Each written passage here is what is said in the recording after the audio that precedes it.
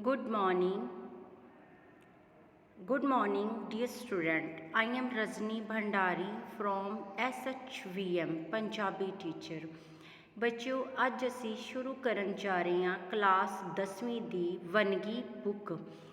ਇਹਦੇ ਵਿੱਚੋਂ ਅਸੀਂ ਸ਼ੁਰੂ ਕਰਨ ਜਾ ਰਹੇ ਹਾਂ ਕਹਾਣੀ ਭਾਗ, ਜੋ ਕਿ ਸਭ ਤੋਂ ਪਹਿਲੀ ਕਹਾਣੀ ਹੈ ਕੁਲਫੀ, ਜਿਹੜੀ ਕਿ ਸੁਜਾਨ ਸਿੰਘ ਦੀ ਲਿਖੀ ਹੋਈ ਹੈ।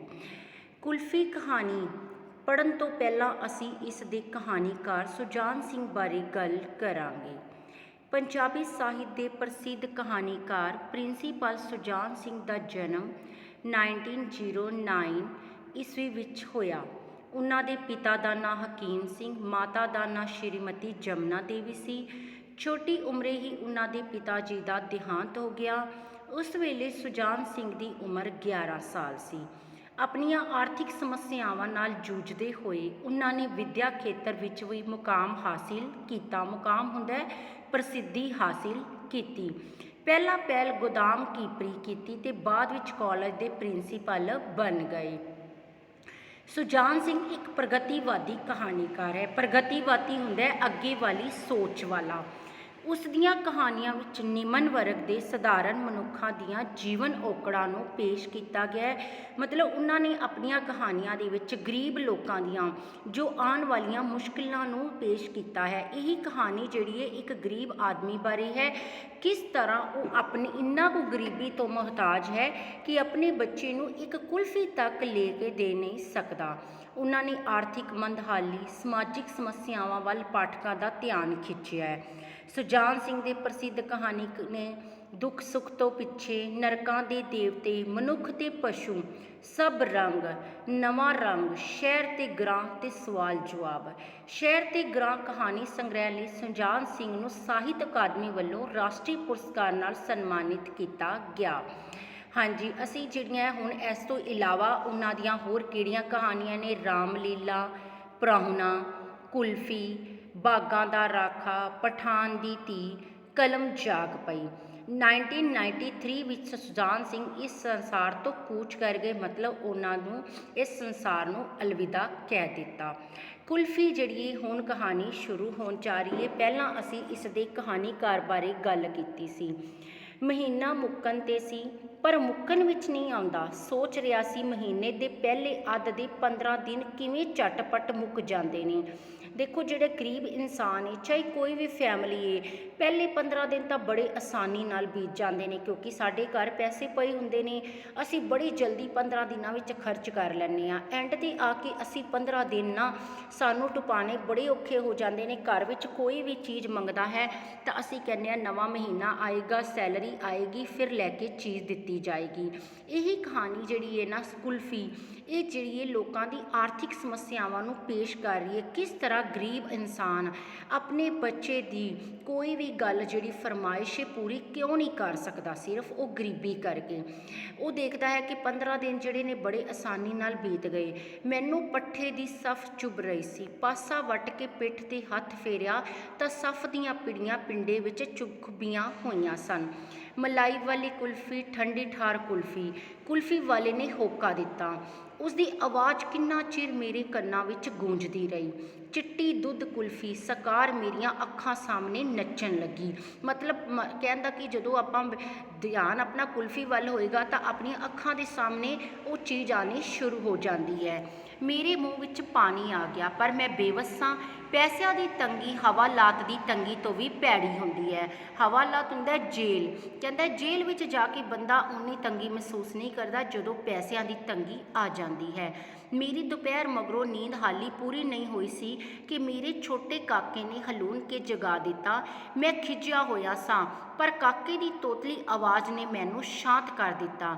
ਦਾਜੀ, ਕਿੰਨੀਆਂ ਆਜਾਂ ਮਾਰੀਆਂ, ਜਾਗਦੇ ਹੀ ਨਹੀਂ ਤੁਸੀਂ। ਮਤਲਬ ਛੋਟਾ ਬੱਚਾ ਏ, ਉਹਦੀ ਜਿਹੜੀ ਤੋਤਲੀ ਭਾਸ਼ਾ ਬਿਆਨ ਕੀਤੀ ਗਈ ਹੈ। ਦਾਜੀ ਮਤਲਬ ਆਪਣੇ ਪਿਤਾ ਨੂੰ ਕਹਿੰਦਾ ਕਿ ਮੈਂ ਤੁਹਾਨੂੰ ਕਿੰਨੀਆਂ ਆਵਾਜ਼ਾਂ ਮਾਰੀਆਂ, ਤੁਸੀਂ ਜਾਗਦੇ ਨਹੀਂ। ਹਾਂ ਹਾਂ, ਤੂੰ ਕੀ ਕਹਿੰਦੇ ਦੱਸ ਵੀ, ਮੈਂ ਕੁਝ ਕਾਹਲੇ ਪੈ ਕੇ ਪੁੱਛਿਆ। ਟਕਾ, ਇੱਕ ਟਕਾ ਦਾਜੀ। ਪਿਤਾ ਜੀ ਵੀ ਮੈਨੂੰ ਇੱਕ ਟਕਾ ਦੇ ਦਿਓ। ਦੇਖੋ, ਅੱਜ ਕੱਲ੍ਹ ਤਾਂ ਟਕੇ ਦੀ ਕੋਈ ਵੈਲਿਊ ਹੀ ਨਹੀਂ ਸਮਝਦਾ। ਉਸ ਟਾਈਮ ਜਿਹੜਾ ਹੈ ਟਕੇ ਦੀ ਕਿੰਨੀ ਅਹਿਮੀਅਤ ਸੀ, ਇਹ ਤੁਸੀਂ ਇਸ ਕਹਾਣੀ ਰਾਹੀਂ ਜਾਣੋਗੇ। ਪਰ ਟਕਾ ਮੇਰੇ ਕੋਲ ਹੈ ਨਹੀਂ। ਮੇਰੇ ਕੋਲ ਅੱਜ ਕੁਝ ਵੀ ਨਹੀਂ ਸੀ। ਜੂਨ ਦੀ 26 ਤਰੀਕ ਸੀ। ਘਰ ਦਾ ਖਰਚ, ਬਾਜ਼ਾਰ ਦੀ ਉਧਾਰ ਤੇ ਸਾਖ ਤੇ ਮਸੀਂ ਤੁਰ ਰਿਹਾ ਸੀ। ਦੇਖੋ ਜਦੋਂ ਲਾਸਟ ਡੇਟ ਆ ਜਾਂਦੀਆਂ ਨੇ, ਘਰ ਦਾ ਗੁਜ਼ਾਰਾ ਕਰਨਾ ਬੜੀ ਮੁਸ਼ਕਿਲ ਹੋ ਜਾਂਦਾ ਹੈ। ਖਾਸ ਕਰਕੇ ਦੇਖੋ ਪੇਪਰ ਵਿੱਚ ਤੁਹਾਨੂੰ ਇਹਦੇ ਨਾਲ ਰਿਲੇਟਡ ਵੈਰੀ ਸ਼ੋਰਟ ਕੁਐਸਚਨ ਕਿਸ ਤਰ੍ਹਾਂ ਪੁੱਛੇ ਜਾਣਗੇ। ਮਹੀਨਾ ਕਿਹੜਾ ਸੀ? ਜੂਨ ਦਾ। ਤਰੀਕ ਕਿੰਨੀ ਸੀ? 26। ਬੱਚਾ ਆਪਣੇ ਪਿਤਾ ਤੋਂ ਕੀ ਮੰਗ ਰਿਹਾ ਹੈ? ਟਕਾ। ਕੁਲਫੀ ਕਹਾਣੀ ਕਿਸ ਨੇ ਲਿਖੀ ਹੋਈ ਹੈ? ਸੁਜਾਨ ਸਿੰਘ। ਐਸੇ ਤਰ੍ਹਾਂ ਹੀ ਬਣ ਕੇ ਵੈਰੀ ਸ਼ੋਰਟ ਕੁਐਸਚਨ ਆਉਣਗੇ।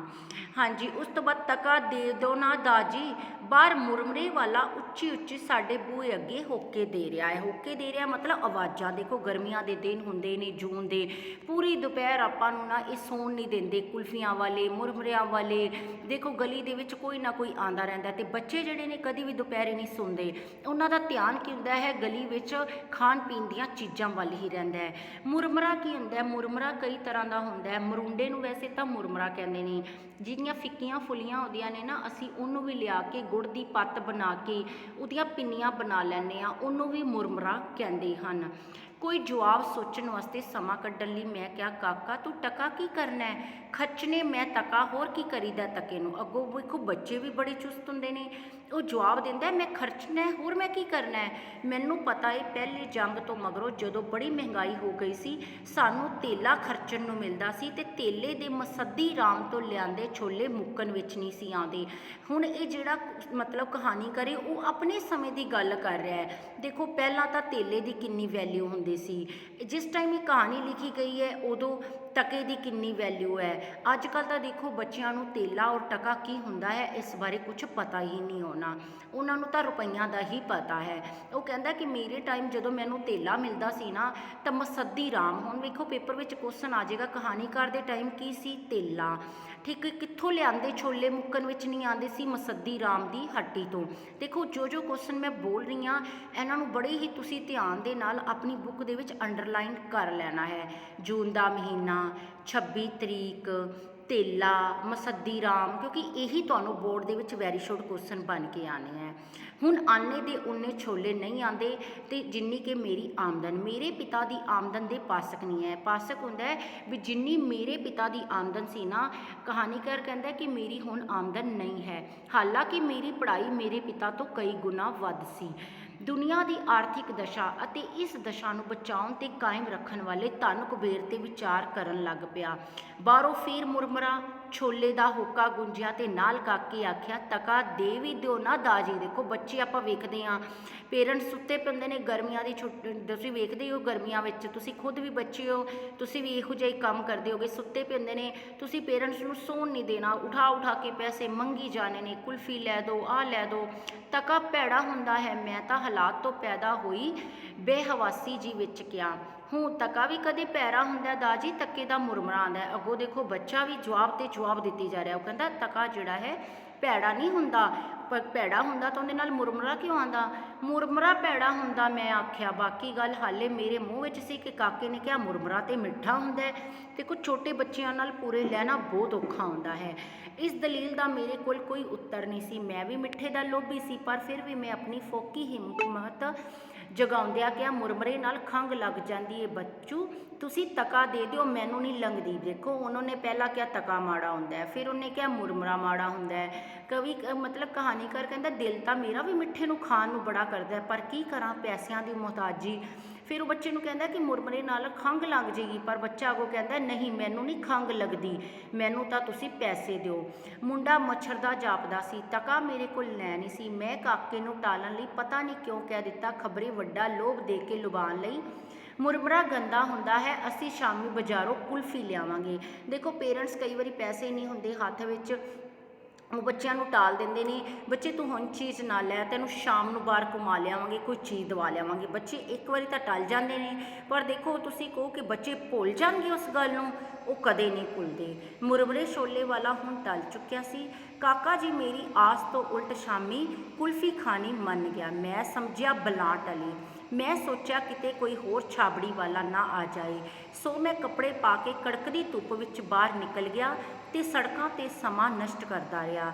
ਕੀਮਤੀ ਸਮਾਂ ਮੈਂ ਇੱਕ ਟਕੇ ਦੀ ਮੰਗ ਤੋਂ ਬਚਣ ਲਈ ਨਾਸ਼ ਕਰਤਾ। ਦੇਖੋ ਹੁਣ ਕਹਾਣੀਕਾਰ ਕੀ ਕਰਦਾ, ਉਹਨੇ ਕੀ ਕੀਤਾ, ਕੱਪੜੇ ਪਾਏ, ਦੁਪਹਿਰ ਨੂੰ ਜਾ ਕੇ ਬਾਹਰ ਆਪਣੇ ਦੋਸਤਾਂ ਕੋਲ ਜਾਂ ਕਿਧਰੇ ਬੈਠ ਗਿਆ। ਉਹਨੇ ਕਿਹਾ ਵੀ ਜੇ ਮੈਂ ਘਰੇ ਰਿਹਾ, ਹੁਣੇ ਕੋਈ ਹੋਰ ਰੇਹੜੀ ਵੱਲ ਆ ਜਾਏਗਾ ਤਾਂ ਮੇਰਾ ਬੱਚਾ ਕਿਧਰੇ ਪਰੇਸ਼ਾਨ ਨਾ ਕਰੇ। ਦੇਖੋ ਕਿੰਨੇ ਬੇਬਸ ਹੁੰਦੇ ਨੇ ਮਾਂ-ਬਾਪ, ਕਿੰਨਾ ਉਹ ਬੇਬਸ ਹੈ। ਪੈਸੇ ਦੀ ਖਾਤਰ ਉਹ ਬੱਚੇ ਤੋਂ ਅੱਖ ਬਚਾ ਕੇ ਘਰੋਂ ਚੱਲ ਗਿਆ। ਇਹ ਸਭ ਕੁਝ ਕੀ ਹੈ? ਗਰੀਬੀ। ਪੈਸੇ ਹੁੰਦੇ ਤਾਂ ਉਹਨੂੰ ਕੜਕਦੀ ਦੁਪਹਿਰ ਦੇ ਵਿੱਚ ਘਰੋਂ ਕਿਉਂ ਬਾਹਰ ਜਾਣਾ ਪੈਂਦਾ। ਮੈਂ ਆਪਣੇ ਮਾਲਕ ਨੂੰ ਕਿਉਂ ਨਹੀਂ ਕਹਿੰਦਾ ਕਿ ਮੇਰਾ ਇੰਨੇ ਵਿੱਚ ਗੁਜ਼ਾਰਾ ਨਹੀਂ ਹੁੰਦਾ। ਕੌਣ ਸੁਣੇਗਾ? ਮਤਲਬ ਕਹਾਣੀਕਾਰ ਹੁਣ ਆਪਦੇ ਆਪ ਨੂੰ ਕਹਿੰਦਾ ਹੈ ਕਿ ਜੇ ਮੈਂ ਆਪਣੇ ਮਾਲਕ ਨੂੰ ਕਹਾਂ ਜਿਹਦੇ ਕੋਲ ਮੈਂ ਕੰਮ ਕਰਦਾ ਹਾਂ ਵੀ ਮੇਰਾ ਇੰਨੇ ਵਿੱਚ ਗੁਜ਼ਾਰਾ ਨਹੀਂ, ਪਰ ਦੇਖੋ ਕੌਣ ਸੁਣੇਗਾ। ਇਕੱਲੇ ਦੀ ਆਵਾਜ਼ ਭਾਵੇਂ ਕਿੱਡੀ ਉੱਚੀ ਹੋਵੇ ਸੁਣੀ ਨਹੀਂ ਜਾਂਦੀ। ਇਹ ਤਾਂ ਇਕੱਠੇ ਹੋ ਕੇ ਬੋਲਣਾ ਪਏਗਾ। ਦੇਖੋ ਹੁਣ ਆਪਾਂ ਕੋਈ ਫੈਕਟਰੀ ਵਿੱਚ ਕੰਮ ਕਰਦੇ ਹਾਂ, ਅਸੀਂ ਸਕੂਲ ਦੇ ਅੰਦਰ ਕੰਮ ਕਰਦੇ ਹਾਂ ਜਾਂ ਕਿਧਰੇ ਵੀ ਕਰਦੇ ਹਾਂ, ਇੱਕ ਜਣਾ ਕਹੇ ਕਿ ਮੇਰੇ ਘਰ ਦਾ ਗੁਜ਼ਾਰਾ ਨਹੀਂ ਹੁੰਦੀ ਤਾਂ ਸੈਲਰੀ ਨਹੀਂ ਵਧੇਗੀ। ਠੀਕ ਹੈ, ਇਹ ਤਾਂ ਹੀ ਹੁੰਦਾ ਹੈ ਜੇਕਰ ਕੋਈ ਸਾਰੇ ਜਣੇ ਕੋਈ ਫੈਕਟਰੀਆਂ ਵਿੱਚ ਹੋਣ ਜਿੱਥੇ ਸਾਰਿਆਂ ਦੀ ਯੂਨਿਟੀ ਹੁੰਦੀ ਹੈ, ਉੱਥੇ ਹੀ ਕੁਝ ਹੋ ਪਾਉਂਦਾ ਹੈ। ਜੇ ਹੋ ਜਾਣ ਤਾਂ ਰਹਿਣ ਨਹੀਂ ਦਿੰਦੇ। ਜੋ ਇਕੱਠੀ ਮੰਗ ਨਾ ਮੰਗ ਕੀਤਿਆਂ ਕਈ ਵਾਰੀ ਨੌਕਰੀਆਂ ਜਵਾਬ ਵੀ ਮਿਲ ਜਾਂਦਾ ਹੈ। ਉਹ ਸੋਚਦਾ ਕਿ ਕਿਧਰੇ ਇਹ ਨਾ ਹੋਵੇ ਵੀ ਮੈਂ ਫੈਕਟਰੀ ਵਿੱਚ ਮਾਲਕ ਨੂੰ ਕਹਾਂ ਮੇਰੀ ਤਨਖਾਹ ਵਧਾ ਦਿਓ, ਤਨਖਾਹ ਵਧਾਉਣ ਦੀ ਜਗ੍ਹਾ 'ਤੇ ਕਿਧਰੇ ਇਹ ਨਾ ਹੋਵੇ ਮੈਨੂੰ ਨੌਕਰੀ ਕੱਢ ਦੇਵੇ। ਹੁਣ ਤਾਂ ਮੈਂ ਸਿਰਫ ਇੱਕ ਬੱਚੇ ਨੂੰ ਮਰੂੰਡਾ ਹੀ ਨਹੀਂ ਲੈ ਕੇ ਦੇ ਪਾਉਂਦਾ, ਇਹ ਨਾ ਹੋਵੇ ਕਿ ਮੇਰਾ ਘਰ ਦੀ ਜਿਹੜੀ ਰੋਜ਼ੀ ਰੋਟੀ ਹੀ ਚਲੀ ਜਾਵੇ। ਮੈਂ ਡਰ ਸੀ। ਬੇਰੁਜ਼ਗਾਰ ਭਿਆਨਕ ਭਵਿੱਖ ਨੇ ਮੈਨੂੰ ਕੰਬਾ ਦਿੱਤਾ। ਕਾਇਰਾ ਵਾਂਗ ਮੈਂ ਸਦਾ ਤੋਂ ਚੁੱਪ ਰਿਹਾ ਤੇ ਹੁਣ ਵੀ ਰਹਿਣ ਦਾ ਫੈਸਲਾ ਕੀਤਾ। ਦੇਖੋ ਜਿਸ ਤਰ੍ਹਾਂ ਹੁਣ ਮਾਹੌਲ ਬਣ ਰਿਹਾ ਹੈ, ਕੋਈ ਕਿਧਰੇ ਵੀ ਜੌਬ ਕਰ ਰਿਹਾ ਹੈ ਨਾ, ਪ੍ਰਾਈਵੇਟ ਹੈ, ਕਿਸੇ ਵੀ ਫੈਕਟਰੀ ਵਿੱਚ, ਕਾਰਖਾਨੇ ਵਿੱਚ, ਕਿਸੇ ਵੀ ਸ਼ੌਪ 'ਤੇ ਲੱਗਿਆ ਨਾ, ਉਹ ਆਪਣੇ ਮਾਲਕ ਨੂੰ ਕੁਝ ਵੀ ਕਹਿਣ ਤੋਂ ਡਰਦਾ ਹੈ। ਉਹਨੂੰ ਹੈਗਾ ਹੈ ਕਿ ਇਸ ਟਾਈਮ ਦੇ ਵਿੱਚ ਕਿਧਰੇ ਇਹ ਨਾ ਹੋਵੇ ਕਿ ਮੈਨੂੰ ਕੱਢ ਦਿੱਤਾ ਜਾਵੇ। ਇਹੀ ਜਿਹੜਾ ਹੈ ਨਾ, ਇਸੇ ਹਾਲਾਤ ਨੂੰ ਬਿਆਨ ਕਰਦੀ ਹੋਈ ਇਹ ਕਹਾਣੀ ਹੈ। ਸ਼ਾਮੀ ਇਹ ਸਮਝ ਕੇ ਕਾਕਾ ਛੇਤੀ ਸੋ ਜਾਂਦਾ ਹੈ। ਮੈਂ ਦੱਬੇ ਪੈਰੀ ਘਰ ਪਹੁੰਚਿਆ। ਦੇਖੋ ਪੇਰੈਂਟਸ ਦੀ ਕੋਸ਼ਿਸ਼ ਹੁੰਦੀ ਹੈ ਕਿ ਮੈਂ ਉਦੋਂ ਹੀ ਘਰ ਜਾਵਾਂ ਜਦੋਂ ਮੇਰਾ ਬੱਚਾ ਸੋ ਚੁੱਕਿਆ ਹੋਏਗਾ, ਇਹ ਨਾ ਹੋਵੇ ਮੇਰੇ ਕੋਲੋਂ ਪੈਸੇ ਮੰਗੇ। ਦੱਬੇ ਪੈਰੀ ਹੁੰਦਾ ਚੁੱਪਚਾਪ, ਵੀ ਪੈਰਾਂ ਦਾ ਖੜਾਕ ਵੀ ਨਾ ਆਵੇ। ਕਹਿੰਦਾ ਕੇਵਲ ਕੁੰਡਾ ਹੀ ਖੜਕਾਇਆ, ਉੱਤੋਂ ਆਵਾਜ਼ ਆਈ ਦਾਜੀ ਆਇਆ ਜੇ। ਥੋੜ੍ਹੇ ਚਿਰ ਮਗਰੋਂ ਕਾਕੇ ਨੇ ਆਣ ਬੂਆ ਖੋਲ੍ਹਿਆ। ਦੇਖੋ ਜਿਸ ਗੱਲ ਤੋਂ ਡਰਦਾ ਸੀ ਉਹੀ ਹੋ ਗਈ, ਵੀ ਆਪਦੇ ਵੱਲੋਂ ਤਾਂ ਬੜਾ ਚੁੱਪਚਾਪ ਆਇਆ, ਲੇਟ ਆਇਆ, ਪਰ ਅੱਗੋਂ ਬੱਚਾ ਜਾਗਦਾ ਸੀ ਕਿਉਂਕਿ ਉਹਨੂੰ ਪਿਤਾ ਨੇ ਕੁਲਫੀ ਖਾਣ ਦਾ ਕਿਹਾ ਸੀ। ਹੁਣ ਤੁਹਾਨੂੰ ਹੀ ਤੁਹਾਡੇ ਪਿਤਾ ਜੀ ਕਹਿ ਦੇਣ ਰਾਤ ਨੂੰ ਰੈਸਟੋਰੈਂਟ ਲੈ ਕੇ ਜਾਣਾ ਖਾਣਾ ਖਵਾਉਣ, ਇਹ ਹੋ ਹੀ ਨਹੀਂ ਸਕਦਾ। ਭਾਵੇਂ 11 ਵੱਜ ਜਾਣ ਤੁਸੀਂ ਜਾਗਦੇ ਹੀ ਰਹੋਗੇ। ਬੱਚੇ ਫਿਰ ਜਿਹੜੇ ਨੇ ਗੱਲ 'ਤੇ ਪੱਕੇ ਹੋ ਜਾਂਦੇ ਨੇ।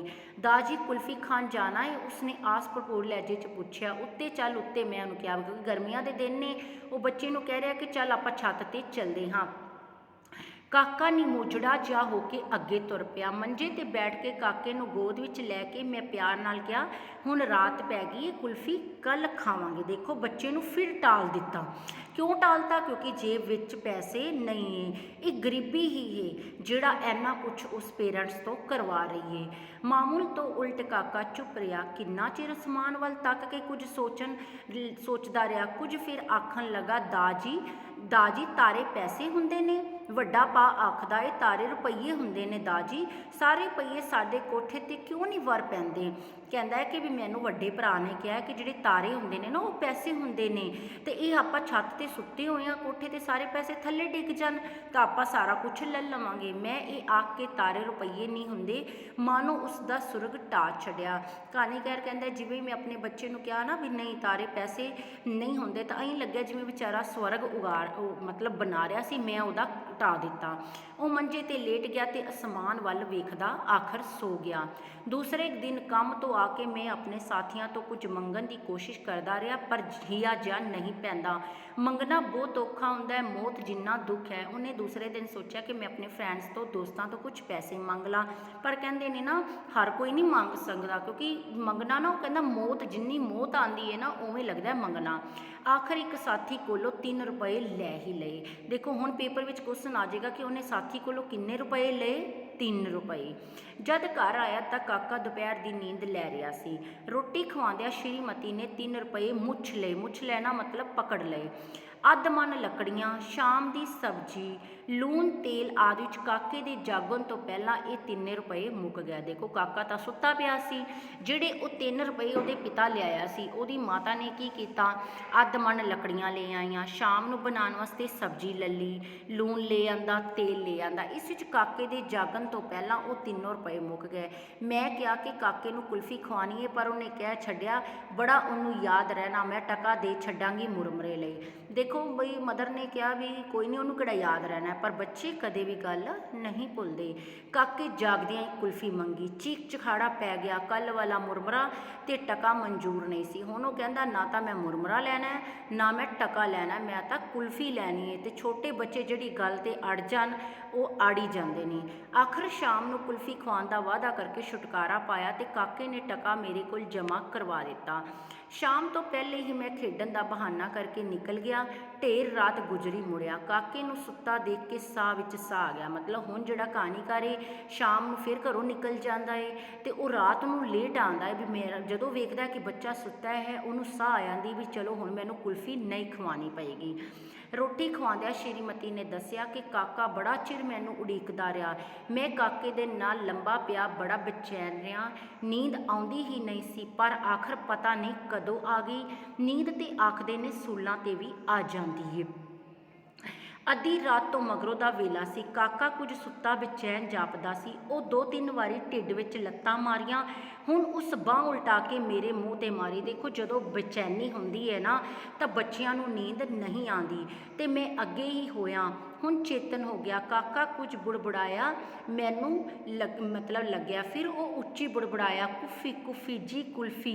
ਮੈਂ ਮਤਲਬ ਦੇਖਦਾ ਰਹਿ ਗਿਆ। ਸਰਦਾਰ ਜੀ ਜਾਗਦੇ ਹੋ? ਸ਼੍ਰੀਮਤੀ ਨੇ ਆਖਿਆ। ਇਹ ਜਾਣ ਕੇ ਮੈਂ ਹਾਂ ਉਹ ਜਾਰੀ ਰੱਖਿਆ, ਖਸਮਾਂ ਖਾਨਾ ਸੁੱਤਾ ਪਿਆ ਵੀ ਕੁਲਫੀਆਂ ਮੰਗਦਾ ਹੈ, ਮੇਰੇ ਤਾਂ ਬਿਜਲੀ ਪੈ ਗਈ। ਮੈਂ ਚੁੱਪ ਰਿਹਾ ਤੇ ਕਾਕਾ ਵੀ ਚੁੱਪ ਹੋ ਗਿਆ। ਸਵੇਰੇ ਜਾਗ ਕੇ ਕਾਕੇ ਕੁਲਫੀ ਦੀ ਮੰਗ ਕੋਈ ਨਾ ਕੀਤੀ। ਮੇਰੇ ਕੰਮ ਤੋਂ ਮੁੜ ਕੇ ਆਉਣ ਵੀ ਉੱਥੇ ਮੇਰੇ ਕੁਲਫੀ ਨਾ ਮੰਗਿਆ। ਰੋਟੀ ਖਾ ਕੇ ਮੈਂ ਦੁਪਹਿਰ ਦੀ ਨੀਂਦ ਲੈਣ ਲਈ ਲੇਟ ਗਿਆ। ਚੁੱਭਣ ਵਾਲੀ ਸੱਫ ਉੱਤੇ ਤੇ ਉਧਾਰ ਨਾ ਲੈ ਸਕਣ ਦੀ ਅਸਫਲਤਾ ਤੇ ਝੁਰਦਾ ਰਿਹਾ। ਵੀ ਉਹ ਕਹਿੰਦਾ ਕਿ ਮੈਂ ਅਗਰ ਹੋਰ ਉਧਾਰ ਲੈ ਆਂਦਾ ਤਾਂ ਮੈਂ ਅੱਜ ਆਪਣੇ ਬੱਚੇ ਦੀ ਜਿਹੜੀ ਇਹ ਇੱਛਾ ਸੀ ਪੂਰੀ ਕਰ ਦਿੰਦਾ। ਦੇਖੋ ਪੇਰੈਂਟਸ ਨੂੰ ਵੀ ਨੀਂਦ ਨਹੀਂ ਆਉਂਦੀ ਜਦੋਂ ਉਹਨਾਂ ਦੇ ਬੱਚਿਆਂ ਦੀਆਂ ਇੱਛਾਵਾਂ ਪੂਰੀਆਂ ਨਹੀਂ ਹੁੰਦੀਆਂ। ਬੱਚਿਆਂ ਨੂੰ ਲੱਗਦਾ ਹੈ ਕਿ ਸਾਡੇ ਪੇਰੈਂਟਸ ਸਾਡੀਆਂ ਇੱਛਾਵਾਂ ਪੂਰੀਆਂ ਨਹੀਂ ਕਰਨਾ ਚਾਹੁੰਦੇ, ਪਰ ਉਹਨਾਂ ਨੂੰ ਇਹ ਨਹੀਂ ਪਤਾ ਕਿ ਜਦੋਂ ਤੁਹਾਡੀ ਇੱਛਾ ਨਹੀਂ ਪੂਰੀ ਕਰ ਸਕਦੇ ਉਹ ਕਿੰਨੇ ਬੇਚੈਨ ਹੁੰਦੇ ਹਨ। ਮੇਰੀ ਨੀਂਦ ਅਜੇ ਅਧਵਾਟੇ ਸੀ ਕਿ ਗਲੀ ਵਿੱਚ ਕਿਸੇ ਕੁਲਫੀ ਵਾਲੇ ਦੀ ਆਵਾਜ਼ ਆਈ, ਠੰਡੀ ਠਾਰ ਕੁਲਫੀ, ਮਜ਼ੇਦਾਰ ਕੁਲਫੀ। ਮੈਂ ਜਾਗ ਪਿਆ। ਕਾਕਾ ਮੇਰੇ ਲਾਗੇ ਵਾਲੀ ਪਾਟੀ ਬੱਤਖ ਨਾਲ ਖੇਡ ਰਿਹਾ ਸੀ। ਦੂਸਰੀ ਆਵਾਜ਼ ਤੇ ਉਸ ਦੇ ਕੰਨ ਖੜੇ ਹੋ ਗਏ। ਬੱਤਖ ਖੜਾ ਹੋਇਆ, ਬੂਹੇ ਲਾਗੇ ਜਾ ਕੇ ਉਹ ਖੜਾ ਹੋ ਕੇ ਬਾਹਰ ਦੇਖਣ ਲੱਗਿਆ। ਮੈਂ ਹੁਣ ਜੁਗਾਨ ਆਏਗਾ, ਪਰ ਉਹ ਉੱਥੇ ਹੀ ਖਲੋਤਾ ਰਿਹਾ। ਫਿਰ ਬਾਹਰ ਤੁਰ ਗਿਆ। ਛੋਪਲੀ ਛੋਪਲੀ ਉੱਠ ਕੇ ਬੂਹੇ ਓਲੇ ਆ ਖੜੋਤਾ। ਕਹਾਣੀਕਾਰ ਨੂੰ ਲੱਗ ਰਿਹਾ ਸੀ ਕਿ ਹੁਣ ਕੁਲਫੀ ਵਾਲਾ ਆਇਆ ਏ ਤੇ ਮੇਰਾ ਬੱਚਾ ਜਿਹੜਾ ਹੈ ਮੈਨੂੰ ਉਠਾਉਣ ਆਏਗਾ, ਪਰ ਐਵੇਂ ਨਹੀਂ ਹੋਇਆ। ਬੱਚਾ ਉਸ ਨੂੰ ਉਠਾਉਣ ਵਾਸਤੇ ਨਹੀਂ ਆਇਆ। ਕੁਲਫੀ ਵਾਲਾ ਸਾਹਮਣੇ ਸ਼ਾਹ ਜੀ ਦੇ ਲੜਕੇ ਨੂੰ ਕੁਲਫੀ ਕੱਢ ਕੇ ਦੇਣ ਦੇ ਆਰ ਵਿੱਚ ਇੱਕ ਮੁੰਡਾ ਗਲੀ ਦਾ ਬੁੱਲੀ ਸੀ ਤੇ ਆਪਣੇ ਤੋਂ ਛੋਟੇ ਮੁੰਡਿਆਂ ਨੂੰ ਸਦਾ ਕੁੱਟਦਾ ਸੀ। ਉਹ ਕੋਈ 8 ਕੁ ਵਰ੍ਹਿਆਂ ਦਾ ਸੀ, ਸਾਡੇ ਕਾਕੇ ਤੋਂ 3 ਸਾਲ ਵੱਡਾ। ਕਾਕਾ ਜਿਹੜਾ ਹੈ ਸਿਪਾਹੀਆਂ ਵਾਂਗ ਲੱਤਾਂ ਚੌੜੀਆਂ ਕਰਕੇ ਲੱਕ ਪਿੱਛੇ ਹੱਥ ਜੋੜੀ ਖੜਾ ਸੀ। ਕੁਲਫੀ ਵਾਲਾ ਗਊ ਨਾਲ ਦੇਖ ਰਿਹਾ ਸੀ, ਪਰ ਉਸ ਕੁਲਫੀ ਵਾਲੇ ਭਾਈ ਕੋਲੋਂ ਕੁਲਫੀ ਨਹੀਂ ਮੰਗੀ। ਜਿਉਂ ਹੀ ਕੁਲਫੀ ਵਾਲੇ ਨੇ ਮੁੰਡੇ ਦੇ ਹੱਥ ਕੁਲਫੀ ਦੀ ਪਲੇਟ ਰੱਖੀ, ਕਾਕਾ ਤੁਸ ਦੇ ਕੇ ਪੈ ਗਿਆ। ਉਹ ਗਈ ਕੁਲਫੀ ਤੇ ਉਹ ਗਈ ਕੁਲਫੀ। ਫਲੂਦਾ ਤੇ ਚਮਚਾ ਤੇ ਮੋਰੀ ਵਿੱਚ ਡਿੱਗਾ ਸ਼ਾਹ ਦਾ ਮੁੰਡਾ। ਕਿਸੇ ਜੇਤੂ ਵਾਂਗ ਕਾਕਾ ਉਸਦੇ ਵੱਲ ਦੇਖਦਾ ਰਿਹਾ। ਸ਼ਾਹ ਦਾ ਮੁੰਡਾ ਗੁੱਸਾ ਖਾ ਕੇ ਉੱਠਿਆ। ਕੁਲਫੀ ਦਾ ਨੁਕਸਾਨ ਤੇ ਆਪਣੀ ਹੇਠੀ ਉਸਨੂੰ ਜਿਵੇਂ ਜਮਾ ਜੋਸ਼ ਲੈ ਆਈ। ਜਿਉਂ ਹੀ ਉਹ ਉੱਠਿਆ, ਕਾਕੇ ਨੇ ਫਿਰ ਉਸਨੂੰ ਐਸੀ ਟੁੱਡ ਮਾਰੀ ਕਿ ਉਹ ਫਿਰ ਮੋਰੀ ਵਿੱਚ ਜਾ ਪਿਆ ਤੇ ਚੀਕਾਂ ਮਾਰਨ ਲੱਗ ਪਿਆ। ਕੁਲਫੀ ਵਾਲਾ ਕਾਕੇ ਦੀ ਚਪੇੜ ਲੈ ਕੇ ਪੈ ਗਿਆ। ਮੈਂ ਨੱਸ ਕੇ ਕਾਕੇ ਨੂੰ ਚੁੱਕ ਲਿਆ। ਕੁਲਫੀ ਵਾਲੇ ਨੇ ਸ਼ਾਹ ਦੇ ਮੁੰਡੇ ਨੂੰ ਉਠਾ ਲਿਆ। ਸ਼ਾਹਣੀ ਜੋ ਕਿਸੇ ਦਾ ਉਲਾਂਭਾ ਨਹੀਂ ਲੈ ਕੇ ਆਈ ਸੀ, ਅੱਜ ਸਾਡੇ ਘਰ ਉਲੰਭਾ ਦੇਣ ਆਈ। ਕਾਕੇ ਦਾ ਸਰੀਰ ਭਖ ਰਿਹਾ ਸੀ। ਸ਼੍ਰੀਮਤੀ ਨੇ ਕਿਹਾ, ਆ ਖਸਮਾਂ ਖਾਣਿਆ, ਤੂੰ ਲੱਗਿਆ ਹੁਣ ਉਲਾਂਭੇ ਲਿਆਉਣ ਤੇ ਮਾਰਨ ਲਈ ਚਪੇੜ ਉਗਾਈ। ਮੈਂ ਕਿਹਾ, ਕੁਝ ਵੰਡ ਸ਼ਦੈਣੇ, ਆਖਰ ਕਾਇਰ ਪਿਓ ਦੇ ਘਰ ਬਹਾਦਰ ਪੁੱਤਰ ਜੰਮਿਆ ਹੈ। ਤੁਸੀਂ ਸੋਚਦੇ ਹੋਗੇ ਕਿ ਹੁਣ ਇਹਦੇ ਵਿੱਚ ਕੁਲਫੀ ਵਾਲੀ ਗੱਲ ਕਿਹੜੀ ਆਈ? ਨਾ ਤਾਂ ਬੱਚੇ ਨੂੰ ਐਂਡ ਵਿੱਚ ਕੁਲਫੀ ਮਿਲੀ।